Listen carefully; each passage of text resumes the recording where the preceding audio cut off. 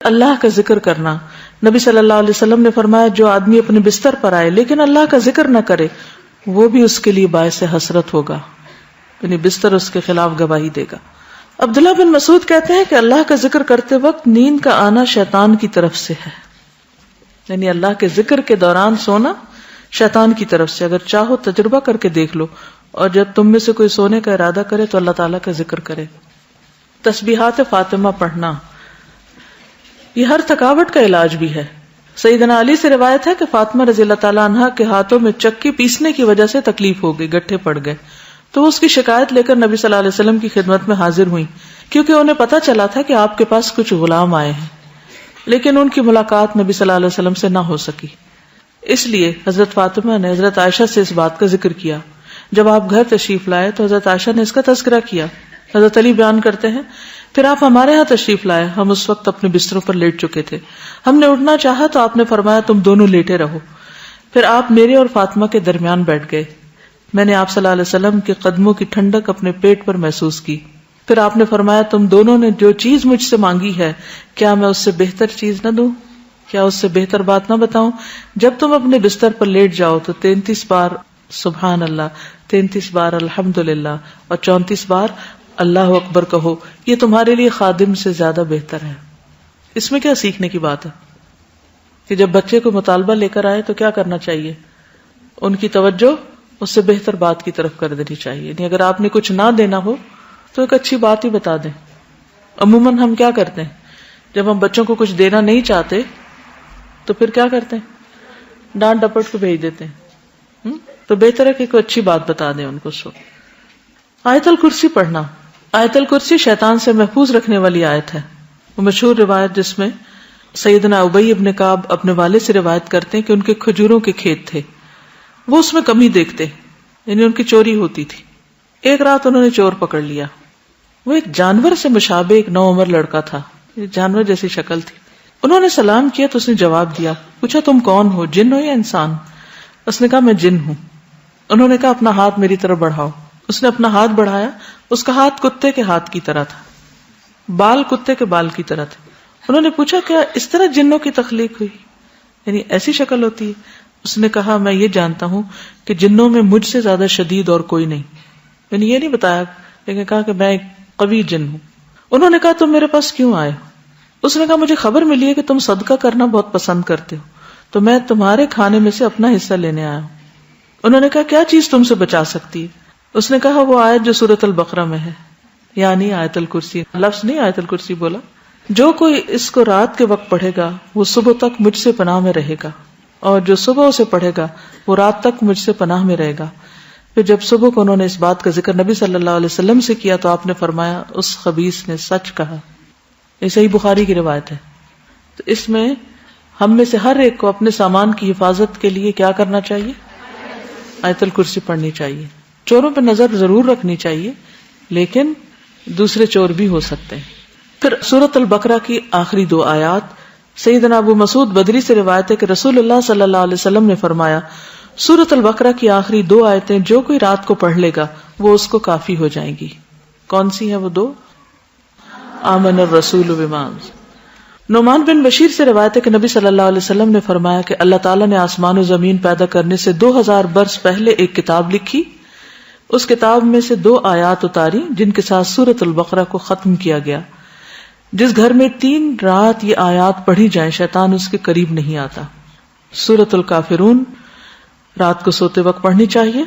فروہ بن نوفل اپنے والد سے روایت کرتے ہیں کہ نبی صلی اللہ علیہ وسلم نے نوفل سے فرمایا قل یا ایھا الکافرون پڑھو اور اسی پر بات چیت ختم کر کے سو جاؤ، یعنی اس کے بعد اور باتیں نہیں کرو. بے شک اس میں شرک سے برات کا اظہار ہے. یعنی اس حال میں پھر اگر انسان دنیا سے رخصت ہو جائے تو گویا وہ شرک سے بری ہو کر رخصت ہوا. سورۃ الاخلاص اور معوذتین بھی پڑھیں.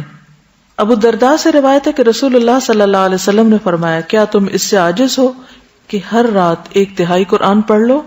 صحابہ نے عرض کیا 1/3 قرآن کس طرح پڑھیں؟ آپ نے فرمایا قل هو اللہ احد 1/3 قرآن کے برابر ہے. یعنی رات کو سوتے وقت انسان اسے بھی پڑھ لے. اور معوذتین جو ہے نبی صلی اللہ علیہ وسلم جب اپنے بستر پر آرام کے لیے آتے تو روزانہ رات کو اپنے دونوں ہاتھوں کو ملا کر ان پر سورۃ الاخلاص الفلق اور الناس پڑھ کر دم کرتے یعنی پھونک مارتے، پھر اپنے دونوں ہاتھ اپنے پورے جسم پر پھیر لیتے تھے. ٹھیک ہے، یعنی ہاتھوں پر دم کرتے اور ہاتھ پہ پھیرتے تھے، اور سر سے شروع کرتے. پہلے اپنے سر پر اور چہرے پر پھیرتے، اس کے بعد اپنے جسم پر جہاں تک آپ کا ہاتھ پہنچتا پھیر لیتے، اور یہ فعل آپ 3 مرتبہ کرتے تھے. ایک اور حدیث سے معلوم ہوتا ہے کہ نبی صلی اللہ علیہ وسلم اگر بیمار ہوتے تو حضرت عائشہ موعظتین پڑھ کر آپ کے ہاتھوں پر پھونک کر آپ کے جسم پر پھیر دیتی. اس سے یہ پتہ چلتا ہے کہ بیماری میں بھی یہ عمل جاری رہتا تھا. اب جیسے چھوٹے بچے ہوتے ہیں وہ خود نہیں پڑھ سکتے تو آپ خود اپنے اوپر بھی پھیر لیں اور ان کے اوپر بھی ہاتھ پھیر دیں. اب یہ کہ ہاتھوں پر دم کر کے وہ پھونک جب ماری جاتی تو لازماً اس میں کچھ اثرات آتے ہوں گے، اسی لیے پھر وہ جسم پر پھیرنے کے لیے کہا گیا. سورۃ الملک، رات کو سونے سے قبل سورۃ الملک پڑھیں. ابو ہریرہ رضی اللہ عنہ سے روایت ہے کہ رسول اللہ صلی اللہ علیہ وسلم نے فرمایا قرآن میں ایک سورت 30 آیتوں کی ہے، اس نے ایک شخص کی شفاعت کی یہاں تک کہ وہ بخش دیا گیا، اور وہ ہے تبارک الذی بیدہ الملک. ایک اور روایت کے مطابق یہ عذاب قبر سے رکاوٹ ہے. ابو ہریرہ کہتے ہیں بے شک اللہ کی کتاب میں ایک سورت ہے جو 30 آیات پر مشتمل ہے، وہ ایک شخص کی شفاعت کروائے گی، پھر اسے آگ سے نکلوا لے گی اور جنت میں داخل کروا دے گی، یعنی سورۃ الملک. سورۃ السجدہ بھی پڑھی جائے اگر آپ پڑھ سکیں تو. جابر سے روایت ہے نبی صلی اللہ علیہ وسلم نہ سوتے جب تک کہ سورۃ الف لام میم تنزیل یعنی سورۃ السجدہ نہ پڑھ لیتے. ایک اور روایت میں بھی آتا ہے کہ آپ اس وقت تک نہیں سوتے تھے جب تک سورۃ السجدہ اور تبارک نہ پڑھ لیتے. حضرت عائشہ سے روایت ہے نبی صلی اللہ علیہ وسلم سوتے نہیں تھے جب تک کہ زمر اور بنی اسرائیل نہیں پڑھ لیتے تھے. ہم تو ساری زندگی بھر نہ کبھی ایک دفعہ یہ سب کچھ پڑھا ہو. ہم کیوں نہیں پڑھ سکتے؟ ہمیں کیا مشکل ہے؟ کیونکہ ہم بہت مصروف ہیں. ہماری اکثریت کی مصروفیت کیا ہے؟ ہمیں تو سونے کا ٹائم نہیں ملتا، تو سوتے سوتے دیر کر دیتے ہیں، پھر اس وقت ہم سورتیں پڑھنے بیٹھ جائیں تو آدھی رات یوں گزر جائے گی. پھر کچھ اور مسنون دعائیں بھی ہیں جو رات کو بستر پر آ کر پڑھنی چاہیے. ایک تو وہی اللہم قنی عذابک یوم تبعث عبادک، پھر اللہم بسمک اموت واحیا، اور پھر الحمدللہ الذی اطعمنا وسقانا وکفانا وآوانا فکم ممن لا کافی لہ ولا مؤوی. حضرت انس کہتے ہیں کہ حضور صلی اللہ علیہ وسلم بستر پر جا کر یہ دعا پڑھا کرتے تھے. ایک اور روایت میں زہیر النماری کہتے ہیں کہ آپ یہ پڑھتے تھے اللہم اغفر لی ذنبی واخسأ شیطانی وفک رہانی وثقل میزانی وجعلنی فی الندی الاعلی. اے اللہ میرے گناہ بخش دے، میرے شیطان کو دفع کر دے، میرے نفس کو آزاد کر دے یعنی آگ سے، میرے میزان کو بھاری کر دے، مجھے اعلیٰ مجلس والوں میں شامل کر دے. عبداللہ بن عمر نے ایک شخص کو سوتے وقت یہ پڑھنے کو کہا اللہم خلقت نفسی وانت توفاها لک مماتها ومحیاها ان احییتها فاحفظها وان امتها فاغفر لها اللہم انی اسألک العافیہ. پھر ایک اور روایت ابو ہریرہ کہتے ہیں کہ نبی صلی اللہ علیہ وسلم نے فرمایا جو شخص اپنے بستر پہ جانے لگے تو اسے چاہیے کہ وہ اپنے کپڑے کے کنارے سے اسے 3 بار جھاڑ لے، پھر یہ دعا پڑھے بسمک ربی وضعت جنبی وبک ارفعہ ان امسکت نفسی فاغفر لها وان ارسلتها فاحفظها بما تحفظ به عبادك الصالحین. اے میرے رب تیرا نام لے کر میں اپنا پہلو رکھتا ہوں، تیرے نام ہی کے ساتھ اس کو اٹھاتا ہوں، اگر تو میری جان کو روک لے تو اسے بخش دینا، اور اگر واپس بھیج دے تو اس کی حفاظت فرمانا جس طرح تو اپنے نیک بندوں کی حفاظت فرماتا ہے. انس بن مالک کہتے کہ رسول اللہ صلی اللہ علیہ وسلم نے فرمایا جس نے اپنے بستر پر لیٹتے ہوئے یہ دعا پڑھی تو اس نے ساری مخلوق کی بیان کردہ اللہ کی تعریفیں کہہ ڈالی. اتنی خوبصورت دعا کہ گویا جتنی مخلوق ہے اللہ کے، وہ جو اللہ کی تعریف کرتی ہے اس نے اس طرح کی تعریف کر ڈالی. کیا ہوگی وہ؟ الحمدللہ الذی کفانی وآوانی، الحمدللہ الذی اطعمنی وسقانی، الحمدللہ الذی من علی فافضل، اللہم انی اسألک بعزتک ان تنجینی من النار. تمام تعریف اللہ کے لیے ہے جس نے میری کفایت کی اور مجھے رہنے کو جگہ عطا کی. تمام تعریف اللہ کے لیے جس نے مجھے کھلایا اور پلایا. تمام تعریف اللہ کے لیے جس نے مجھ پر احسان کیا اور مہربانی کی. اے اللہ میں تجھ سے تیری عزت کے واسطے سے سوال کرتا ہوں کہ تو مجھے آگ سے نجات دے. ابن عمر سے روایت ہے رسول اللہ صلی اللہ علیہ وسلم جب بستر پر تشریف لاتے تو فرماتے الحمدللہ الذی کفانی وآوانی واطعمنی وسقانی والذی من علی فافضل والذی اعطانی فاجزل الحمدللہ علی کل حال اللہم رب کل شیء وملیکہ وإلہ کل شیء اعوذ بک من النار. تمام تعریف اللہ کے لیے ہے جس نے میری کفایت کی اور مجھے رہنے کو جگہ عطا کی, مجھے کھلایا اور پلایا, اور وہ ذات جس نے مجھ پہ بہت احسان کیا اور بہت زیادہ کیا, جس نے مجھے دیا اور بہت خوب دیا. ہر حال میں اللہ کی تعریف. اے اللہ, اے ہر چیز کے پالنے والے اور اس کے مالک, اے ہر چیز کے معبود, میں آگ سے تیری پناہ چاہتا ہوں. اس قدر خوبصورت دعا ہے. ابو ہریرہ سے مروی ہے کہ ایک مرتبہ ابو بکر نے عرض کیا, اے اللہ کے رسول صلی اللہ علیہ وسلم, مجھے ایسی دعا سکھا دیجیے جو میں صبح شام بستر پر لیٹتے وقت پڑھ لیا کروں. تو آپ نے یہ دعا سکھائی, اللہم عالم الغیب والشہادۃ فاطر السماوات والارض رب کل شیء وملیکہ اشہد ان لا الہ الا انت اعوذ بک من شر نفسی ومن شر الشیطان وشرکہ. پھر نبی صلی اللہ علیہ وسلم نے فرمایا, جو شخص اپنے بستر پر جا کر یہ دعا پڑھے اس کے سارے گناہ معاف کر دیے جائیں گے, خاص سمندر کی جھاگ برابر ہوں.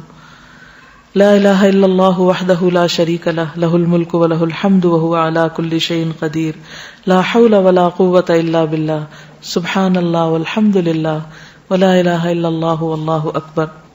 برا بن عازب کہتے ہیں, نبی صلی اللہ علیہ وسلم نے ایک صحابی کو وصیت کی اور فرمایا, جب تم بستر پہ جانے لگو تو یہ پڑھا کرو, اللہم اسلمت نفسی الیک وفوضت امری الیک ووجہت وجہی الیک والجأت ظہری الیک رغبتا ورہبتا الیک لا ملجا ولا منجا منک الا الیک آمنت بکتابک الذی انزلت ونبیک الذی ارسلت.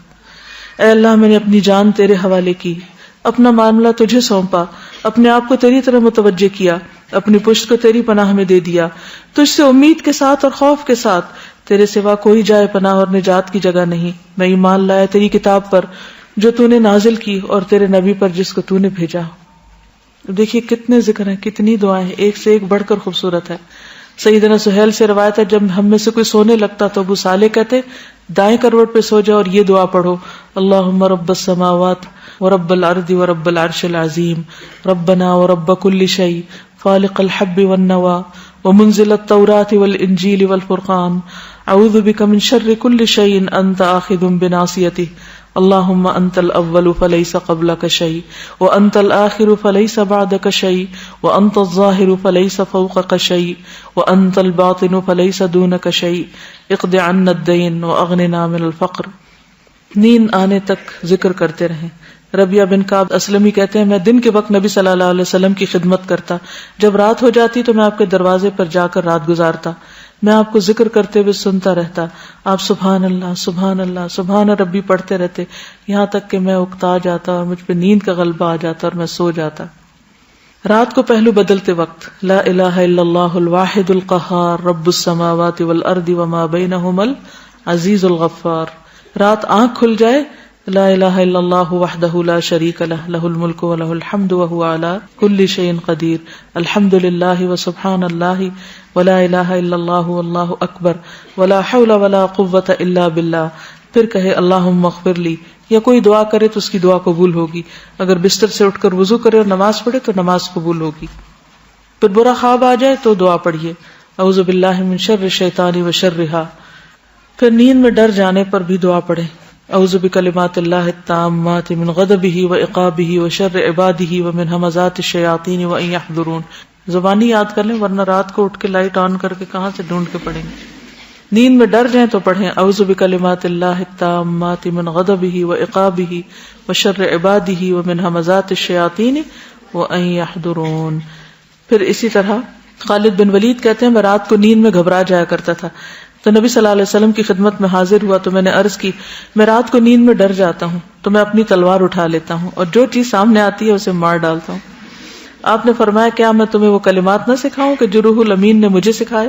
میں نے کہا کیوں نہیں. آپ نے فرمایا, کہو اعوذ بکلمات اللہ التامات التی لا یجاوزہن بر ولا فاجر من شر ما ینزل من السماء وما یعرج فیہا ومن شر فتن اللیل والنہار ومن کل طارق الا طارقا یترک بخیر یا رحمان.